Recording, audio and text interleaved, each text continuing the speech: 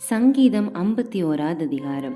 பத்சேபாளிடத்தில் தாவீது பாவத்திற்குட்பட்ட பின்பு நாத்தான் தீர்க்கதரிசி அவனிடத்தில் வந்து அவன் பாவத்தை உணர்த்தின போது பாடி ராகத்தில் அவனுக்கு ஒப்புவிக்கப்பட்ட தாவீதின் சங்கீதம். தேவனே, உமது கிருபையின்படி எனக்கு இரங்கும். உமது மிகுந்த இரக்கங்களின்படி என் மீறுதலில் நீங்க என்னை சுத்திகரியும். என் அக்கிரமம் நீங்க என்னை முற்றிலும் கழுவி என் பாவம் மாற என்னை சுத்திகரியும். என் மீறுதல்களை நான் அறிந்திருக்கிறேன். என் பாவம் எப்பொழுதும் எனக்கு முன்பாக நிற்கிறது. தேவரீர் ஒருவருக்கே விரோதமாக நான் பாவம் செய்து உமது கண்களுக்கு முன்பாக புல்லாங்கானதை நடப்பித்தேன். நீர் பேசும்போது உம்முடைய நீதி விளங்கவும், நீர் நியாயம் தீர்க்கும் போது உம்முடைய பரிசுத்தம் விளங்கவும் இதை அறிக்கையிடுகிறேன். இதோ நான் துர்க்குணத்தில் உருவானேன். என் தாய் என்னை பாவத்தில் கற்பந்தரித்தாள்.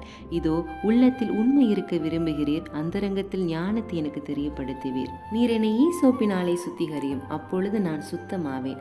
என்னை கழுவி அருளும், அப்பொழுது நான் உறைந்த மலையிலும் வெண்மை ஆவேன். நான் சந்தோஷமும் மகிழ்ச்சியும் கேட்கும்படி செய்யும். அப்பொழுது நீர் நொறுக்கின எலும்புகள் களிகூறும். என் பாவங்களை பாராதபடிக்கு நீர் உமது முகத்தை மறைத்து என் அக்கிரமங்களை எல்லாம் நீக்கி அருளும். தேவனே, சுத்த இருதயத்தை என்னிலே சிருஷ்டியும், நிலைவரமான ஆவியை என் உள்ளத்திலே புதுப்பியும்.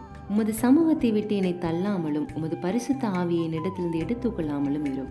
உமது இரட்சணியத்தின் சந்தோஷத்தை திரும்பவும் எனக்கு தந்து உற்சாகமான ஆவியினை தாங்கும்படி செய்யும். அப்பொழுது பாதகருக்கு உமது வழியை உபதேசிப்பேன், பாவிகளும் இடத்தில் மனம் திரும்புவார்கள்.